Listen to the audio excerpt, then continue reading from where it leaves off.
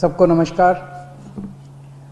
पिछले महीने जब दिल्ली में बहुत तेज़ी से कोरोना के केसेस बढ़ने लगे और हम सब देख रहे हैं कि ये वाली कोरोना की वेव कितनी ख़तरनाक है, बहुत ज़्यादा संख्या में इसमें लोग सीरियस हो रहे हैं, अस्पतालों की ज़रूरत पड़ रही है, आईसीयू की ज़रूरत पड़ रही है, काफ़ी ज़्यादा लोगों की मौत भी हो रही है।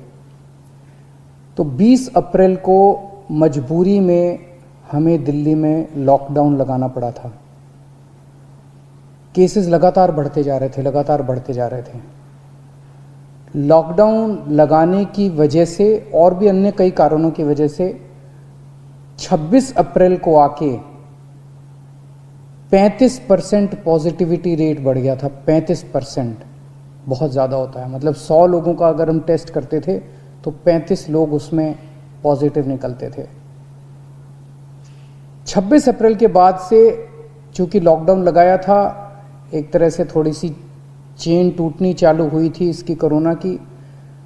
26 अप्रैल के बाद से धीरे धीरे केसेस कम होने चालू हुए और अब पिछले 1-2 दिन के अंदर 23%, 35% से 23% पॉजिटिविटी रेशियो आ गया है। तो केसेस कम होने चालू हुए हैं दिल्ली के अंदर। इसमें आप सब लोगों का बहुत ज़्यादा सहयोग रहा। दिल्ली के लोगों ने जम के सहयोग किया। आप लोगों ने लॉकडाउन का पूरी तरह से पालन किया और ये हम सब लोगों की, अपने परिवार की ज़िंदगी और उनके स्वास्थ्य की बात है। हम कोई भी किसी पे एहसान नहीं करा, हम सब के अपने लोगों के स्वास्थ्य की और ज़िंदगी की बात है। इस लॉकडाउन के पीरियड को हमने संसाधन, हेल्थ इंफ्रास्ट्रक्चर को और मजबूत करने के लिए इस्तेमाल किया। कई जगह नए ऑक्सीजन बेड्स तैयार किए गए। सबसे बड़ी दिक्कत दिल्ली में ऑक्सीजन की आई है। नॉर्मल टाइम में जितनी ऑक्सीजन चाहिए होती है अस्पतालों में, उससे कई गुना ऑक्सीजन की ज़रूरत पड़ने लगी, क्योंकि अब जितने भी मरीज आते थे कोरोना में उन सबको ऑक्सीजन की ज़रूरत थी। तो कई गुना ऑक्सीजन की ज़रूरत अचानक पड़ने लगी।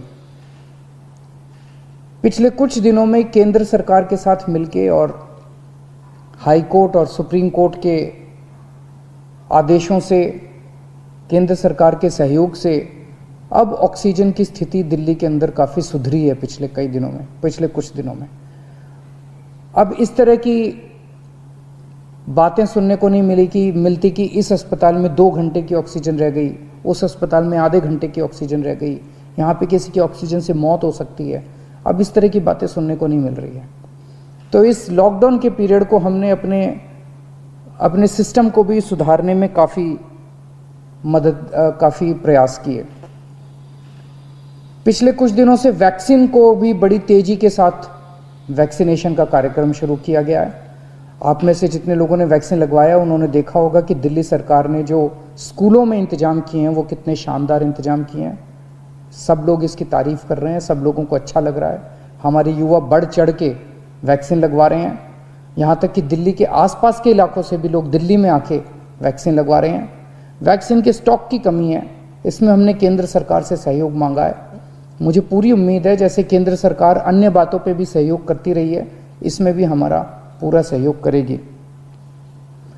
पिछले कुछ दिनों में सब लोगों से मेरी बात हुई है, व्यापारियों से, महिलाओं से, युवाओं से, अलग अलग किस्म के लोगों से बात हुई है और सबका ये मानना है कि कोरोना के केस कम तो हुए हैं लेकिन अभी भी बहुत हैं। 23% अभी भी संक्रमण दर है। अभी ढिलाई नहीं दी जा सकती, अभी समय नहीं आया है ढिलाई देने का। तो सबका ये मानना है कि अभी लॉकडाउन को और एक्सटेंड करने की ज़रूरत है।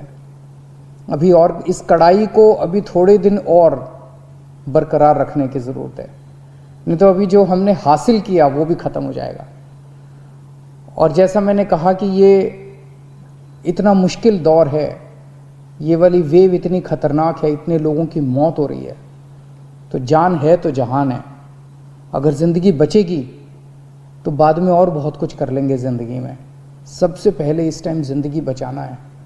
तो इसीलिए सरकार ने आप सब लोगों के फीडबैक के आधार पे, आप सब लोगों की इसके आधार पे मजबूरीवश अभी 1 हफ्ते का लॉकडाउन और बढ़ाया जा रहा है। कल सुबह 5 बजे ये लॉकडाउन ख़त्म होना था, लेकिन अब ये अगले सोमवार को 5 बजे तक के, सुबह 5 बजे तक के लिए बढ़ाया जा रहा है और इस बार थोड़ा सा और सख्त किया जा रहा है। कल से दिल्ली के अंदर मेट्रो भी चलना बंद हो जाएंगी।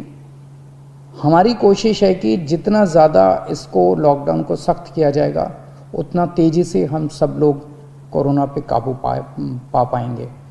मेरी आप सबसे निवेदन है, जिस तरह से अभी तक आप लोगों ने सरकार का साथ दिया, जिस तरह से अभी तक आप लोगों ने पूरा लॉकडाउन का पालन किया, इसी तरह से आने वाले समय में भी आप सब लोग लॉकडाउन का पालन करेंगे।